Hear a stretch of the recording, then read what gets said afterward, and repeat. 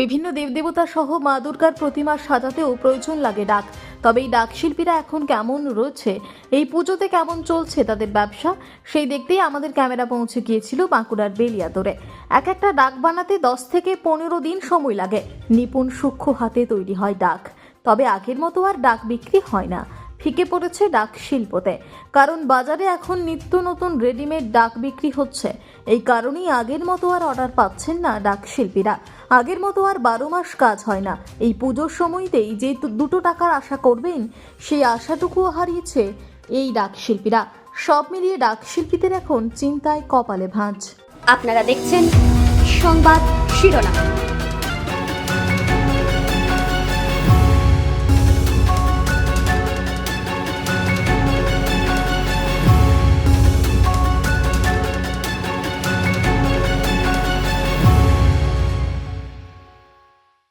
সমস্যা খদ্দের নাই তো, রেডিমেড ডাক দিচ্ছে, সব দোকানে পাওয়া যাচ্ছে রেডিমেড ডাক দিয়ে দিচ্ছে।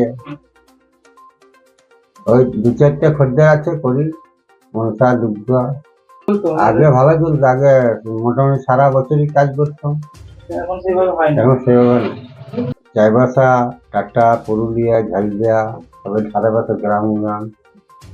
এখন না, সব এখন পৌঁছিয়ে দিচ্ছে সব ডাক, রেডিমেড ডাক। বিক্রি করা সেরকম তো নেই আমাদের, কারণ এখন অনেক রেডিমেড ডাক বেরিয়ে গেছে। সেইভাবে আমাদের যে আগে তৈরি করতো বাবা দাদুদের প্রচুর ডাক হতো, সেটা এখন সেভাবে নেই। আমাদের বিকল্প পথ ধরতে হয়েছে। এখন ছোটখাটো গুমটি হচ্ছে, মানে সেভাবে ডাকের মানে চাহিদা নেই। আগে কম দামে থার্মোকলের ডাক বেরিয়ে গেছে, জরি টরি সব দাম বেড়ে গেছে। সেই হিসাবে আমাদের ভাটা একদম নিচের দিকে, মানে সেরকম সুবিধা করতে পারছি না।